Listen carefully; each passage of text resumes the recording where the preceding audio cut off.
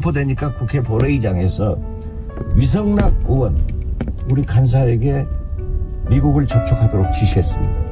그분이 골드버그 대사하고 전화를 해서 상황을 설명을 했어요. 그러니까 미국의 국무성 캠벌 부장관이 아침 바로 안 된다는 코멘트를 했잖아요. 예. 그런데 골드버그 대사가 우리 외교부 장관한테 전화하니까 안 받아버렸어요. 이게 한미 동맹을 하는. 알겠습니다. 이거 정상적 국가가 아닙니다. 예. 그렇기 때문에 저는 김정은의 도발은 절대 막아야 된다.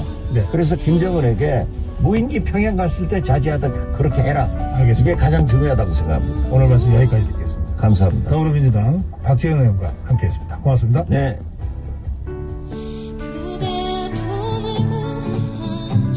KBS 라디오 기후위기 대응 캠페인 지구를 안녕하세요. 중앙대학교 경제학부의 김정인 교수입니다.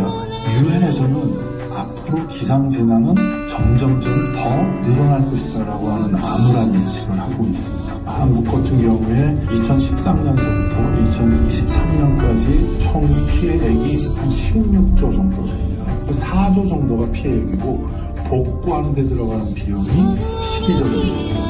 비수도권이 굉장히 많은 경제적 피해를 입는다. 그래서 경북이 1등, 2등이 강원도, 특히 우리나라에서는 폭우로 인한 피해가 가장 많이 발생하는 전체 피해 중에서 70% 정도가 폭우로 일어나는 거고, 전반적으로 하수, 배수 시스템, 다각도로 구축을 시켜놔야 된다. 산업단지 같은 경우에 아주 치명적일 수 있거든요. 한 2년 전쯤에 경험했던 것이 포항제철에서의 산업단지가 엄청난 폭우로 인해서 범람에서 들어온 것 때문에 공장이 정지되고 협력사 중소기업들이 다 정지되면서 약 2조 정도의 피해를 봤다고 할 정도로 내가 직접적 피해자가 될 수 있다는 인식을 갖고 정부와 기업들이 투자할 수 있게 하도록 하고 건설적인 비판자, 감시자 역할들을 소비자들은 해줄 필요가 있겠다. 뜨거워지고 있는 지구. 지금 우리의 문제입니다. KBS 라디오 기후위기 대응 캠페인 지구를 지켜라였습니다.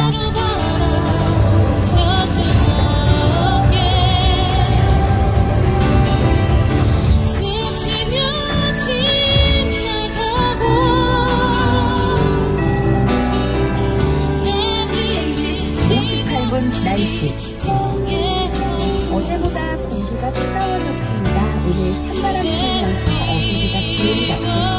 오전부터 서쪽 지역에는 눈과 비가 내리겠습니다. 현재 기온은 어제 아침보다 1도 정도 높지만 서울이 영하 0.3도, 대관령과 창원, 파주 등은 영하 5도 수준입니다.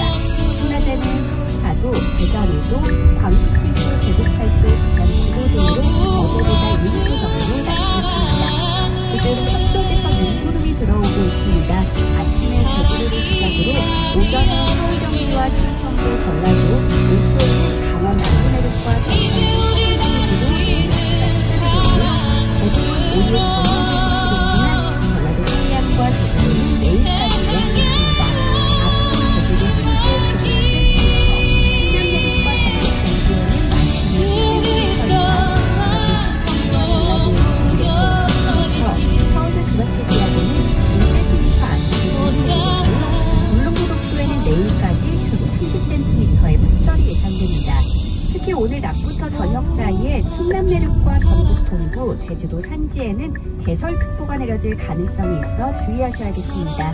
현재 서울의 기온은 영하 0.1도입니다. 송소진입니다.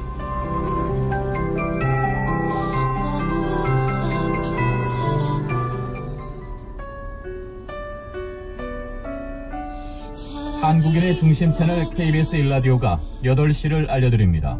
AM 891kHz, FM 103.7MHz, KBS 부산 제1라디오입니다. HLKB.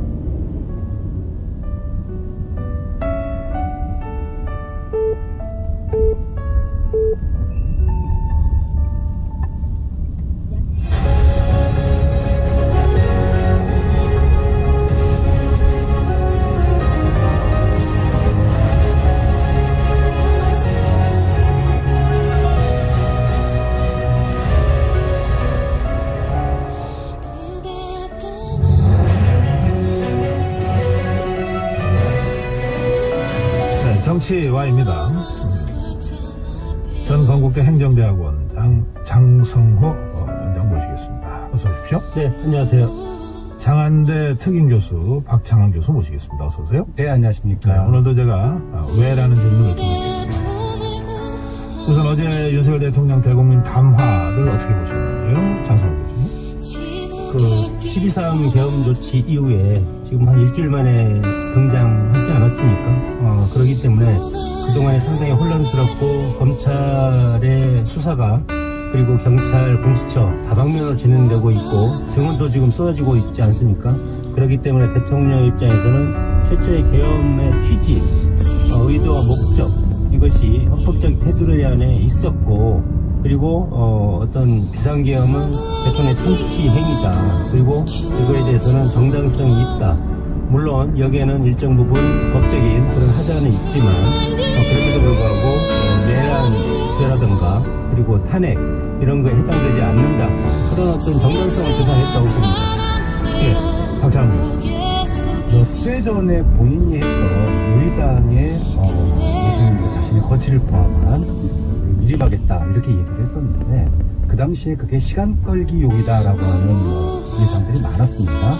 아니나 다를까 결국 하고 싶었던 얘기는 어제의 담화였다. 지난번 한동훈 대표에게 마치 정권을 위임하는 듯한 그런 모양새 취한 거는 표 관리를 위한 시간 끌기용이었다. 이렇게 보고요. 어제 하고 싶은 얘기의 본질은 정면 돌파, 맞서 싸우겠다, 보수층 결집해라. 저는 제2의 내란 선동 아닌가라는 귀를 의심하게 하는 담화였다. 이렇게 평가하고 있습니다. 이제 당의 일임해서 당의 임기를 비롯한 여러 가지 사후 처리를 맡기겠다. 이렇게 한 것은 당의 국민의원이니까 편성이지 않습니까? 요즘 친윤도 있고 친한도 있고 친윤이 한 80명, 친한이 한 15명 이 정도 되고 그래서 대통령이 당에 일임했다고 하겠다고 한 것은 한동훈 대표 개인한테 일임을 한다고 한 것이 아니고 당의 전체 분기를 모아서 이것이 권력구조 개편이라든가 개헌이라든가 그리고 임기 단축이라든가 이런 것을 결정하면 그거에 따르겠다는 것이지 한동훈 대표가 지금 상당히 갈등 관계로 보이지 않습니까? 그런 상황이기 때문에 그렇게는 하지 않겠다. 대표가 주장하는 것을 대통령이 그대로 받을 수는 없고 당의 총의 당론이라든가 전체 합의를 해서 가져오면 그거에 대해 따르겠다는 취지로 저는 읽었습니다. 다수 측면을 보고 일자리를 걷어들였다는 거예요. 그래서 시간 끌기라는 겁니다. 저는 한동훈 대표가 그런 대통령에 저희 국민을 몰아난 거다. 그런 생각을 갖고 근데 지난 2010년 박근혜 탄핵을 당한 보수 정당으로서는 탄핵 이후에 얼마나 국민이 분열되고 혼란스럽고 정치가 퇴보했습니까? 그렇기 때문에 이 비상계엄에 대해서 부담성은 국민의힘 누구도 이거에 대해서 찬성하지 않을 겁니다. 그리고 그에 대해서 아는 사람도 없을 것이고 그런 상황이기 때문에 이번 탄핵이 다시 재연된다면 앞으로 6개월, 8개월 그 정도 가지 않겠습니까? 또 거기다 검찰 수사까지 그러면 헌법재판소를 향하는 민주당 지지층과 국민의힘 지지층 이 두 세력이 시민들이 상당히 격돌하는 그런 현상이 나타나기 때문에 그 사이에는 정치는 훨씬 더 혼란스럽고 없어지기 때문에 집권 여당의 책임 있는 정당으로서는 질서 있는 퇴진이라든가 이 사태 마무리라는 그런 고육지체로 이런 방식을 쓸 수밖에 없다고 생각이 듭니다. 그 질서 있는 퇴진을 정면으로 거부한 게 윤석열 대통령이잖아요. 그러니까 한동훈 대표가 저는 한 대표를 옹호하고 싶은 생각은 없는데 나름 어쨌든 2월 퇴진, 3월 퇴진 안을 TF를 만들어서 냈는데 그거에 대해서 정면으로 거부하고 오늘 나오는 뉴스 보면 윤석열 대통령 국방부 장관도 재지명한다, 옥중에서 결재하겠다. 이거는 대한민국을 갖다가 안개 속에 밀어넣는 행위다. 그리고 정면으로 맞서 싸우겠다라고 선언한 것은 보수층의 결집, 아스팔트 우파를 결집시켜서 탄핵을 주도하고 있는 또 탄핵을 지지하고 있는 여론에 정면으로 부딪혀라라고 얘기를 한 거니까 오히려 거리에서의 어떤 그 충돌이라든지 또 우리나라가 국면이 분열되는 말씀하신 그 혼란을 더 부추기고 있는 건 지금 퇴진을 거부하고 있는 윤석열 대통령이다. 이렇게 얘기할 수밖에 없는 겁니다. 우리는 이제 법치주의 국가이기 때문에 지금 가장 중요한 것이 헌법적 테두리 내에서 해야 되지 않겠습니까? 그것이 이제 절차적 민주주의고, 절차적 민주주의가 완성이 되려면 돌아가야 됩니다. 그러면 민주당이 상당히 급하지 않습니까? 왜 급하겠습니까? 이 비상계엄이 아니더라도 윤 대통령 탄핵을 12월 달에 하려고 했을 겁니다, 아마. 그런 상황에서 봤을 때는 어제 조국 대표 대법원 결심 공판에서 구속이 됐지만, 구속이 될 예정이지만, 그걸 보더라도 이런 식으로 해서 국민 여론이 80% 비상계엄이 잘못됐고 윤석열 대통령 탄핵시키다 그러면 우리가 무호천지는 아니지 않습니까? 그렇기 때문에 대통령도 아직은 무죄 추정의 원칙이고, 이것은 검찰이라든가 사법당국의 조사를 받고 그거에 대한 잘못이 있으면 형사처벌을 하고 기소하고 구속하던가, 그리고 나서 또 탄핵 심판도 받고 그런 절차를 거쳐야 되기 때문에 시간이 필요하다는 겁니다. 즉시적으로 하야하고 즉시적으로 그런 민주당한테 정권을 주면 민주당이 잘 할 수 있을 것 같습니까? 이 헌법적인 절차가 마무리되지 않으면 이재명 대통령이 혹시 된다고 하더라도 이것을 감당할 수가 없을 겁니다. 이 국가적 불행, 혼란 이런 것을 수습하려면 헌법적인 절차에 충실히 따르는 수밖에 없다고 봅니다. 그 헌법적 절차의 마침표가 출발점이 스스로 대통령이 물러나는 하야나 아니면은 탄핵밖에 없기 때문에, 그러니까 그동안에 질서 있는 퇴진이라고 했지만 질서 있는 퇴진이 안 된다라고 하는 게 일주일사이에 드러났다고 봐요. 오히려 우리 헌법에 명시되어 있고 시스템에 의해서 경험해 본 하야나 탄핵이 더 불확실성을 대한민국의 불확실성으로 몰아넣는 것이 아니라 시스템에 의해서 절차에 의해서 그렇게 되는 거다. 그리고 그럼 장관들은 왜 지금 탄핵하고 있냐라고 얘기하는 거 아니에요. 우리도 현행 법입니다. 이게 아무도 모르는 그런 상황이 아니에요. 생중계되고 있었습니다. 상태에 대해서 유치장 깨고 들어가서 끌어내려고 했던 그런 시도를 온 국민이 현행법으로 직접 봤잖아요. 그러면 거기에 대해서 당연히 국무위원이나 관련자들은 불법하고 위헌적인 거부하는 게 너무 내면했는데 거기에 동조했기 때문에 지금 탄핵을 당하고 있는 거다. 이렇게 얘기할 수밖에 없어요. 네, 잠깐만요. 이제 두 분 의견이 상당히 잘 대등이 됐는데 제가 질문을 드리면서 좀 더 진전시켜보겠습니다. 어제 윤석열 대통령 대변인 담화를 보면 그동안 국민의힘에서 논의됐던 2월 하야, 3월 하야 후 부담을 대선이라고 하는 전국 안정화 탄핵에 대한은 대통령한테는 별로 의미가 없는 것 같아요. 그러니까 이제 한동훈 대표도 탄핵밖에 길이 없다 하고 이제 탄핵을 했는데 사실은 야권도 탄핵밖에 길이 없다고 생각하잖아요. 그리고 또 한동훈 대표도 탄핵밖에 길이 없다고 생각하고, 따지고 보면 어제 윤석열 대통령도 차라리 탄핵 당하겠다고 주장한 거랑 같은 맥락에서의 발언이라고 하는 해석들이 있잖아요. 그러니까 한번 탄핵에서 그 진위를 가려보자. 이게 탄핵 심판이라고 하는 것이 어떤 면에서는 모든 논란을 적어도 법률적으로는 깔끔하게 끝낼 수 있는 그런 것이니까. 자, 이제 이렇게 일단 방향이 잡힌 것 아니냐는 거예요. 그러면 이런 상황에서 탄핵을 이제 소추할 국회 또는 이제 야권은 모든 그 자원을 동원해서 탄핵을 주장할 거고, 또 윤석열 대통령 입장에서는 모든 자료와 그 근거를 제시하면서 탄핵의 부당함을 주장할 거 아닙니까? 그게 정상적인 민주주의적 법치 방식 아닌가요? 그러니까 이렇게 이제 한국 정치가 흘러가게 될 가능성이 좀 매우 높아졌어요. 이 부분에 대해서 이제 우리 두 분 다 정치학자이시고 하니까 어떻게 이것이 한국 정치에 영향을 줄지, 혹시 이게 또 다른 깊은 상처를 낼지, 아니면 이걸 잘 관리해서 극복하면 정말 한국 민주주의가 또 한 번 단단해지는 것이 될 수도 있다. 저는 그런 차원의 두 분의 말씀도 좀 함께 듣고 싶습니다만, 이번에는 박창현 교수가 먼저 시작하실까요? 네. 우리가 그동안의 탄핵을 민주당은 오랫동안 탄핵 얘기해왔다 이렇게 얘기하시는데, 공식적으로 탄핵을 갖다가 민주당이 언급한 것이 굉장히 조심스러워 했었어요.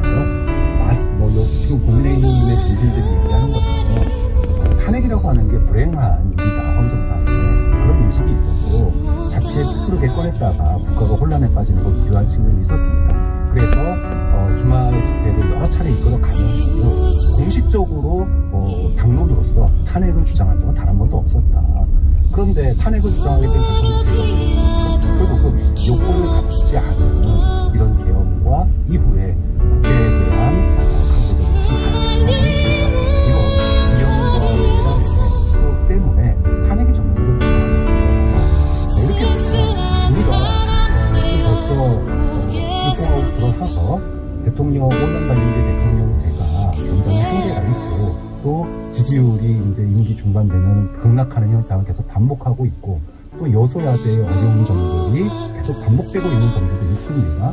이런 문제를 끝내야 되기 때문에 개헌이 필요하다는 얘기가 상당히 많았어요.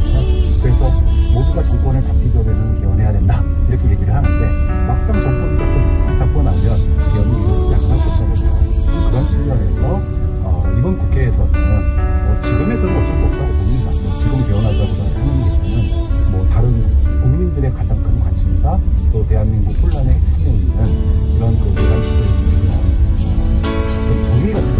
어렵지만 이거 끝나고 나면 바로 개헌 준비하는 거고, 그리고 개헌은 물론 지금 국민들의 대다수가 원하는 거는 사형 중임제를 원하고 있고, 또 국회의원들은 지원자한테 생각하고 있지만, 어쨌든 이 부분은 사실은 대통령 개왕적 대통령제를 강화됐다고 민주당이 하시는 게 제가 한판을 넣어주셨기 때문에 대통령제에 대한 고민이나 모든 국민들에 대한 고민은 이들도 이루어져야 된다는 거고요.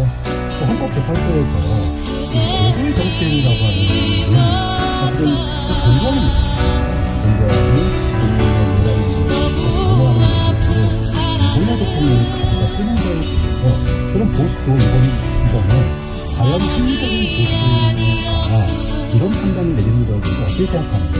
자꾸 탄핵 싸움만 뒤에 쓰는데, 저는 국민의힘, 저는 민주당 운동을 지난번 문재인 정부의 시초로부터 배워야 될 점이 있고, 바뀌어야 될 점이 있다고 생각하고, 윤석열 정부의 이번 개헌과 탄핵 내란이 있으면 보수 쪽으로 합리적 적으로 어떻게 거듭날 수 있는 이 부분에 대한 고민이 함께 이루어질 수가 있다라고. 네. 집권여당으로서 철저하게 반성하고 있고요.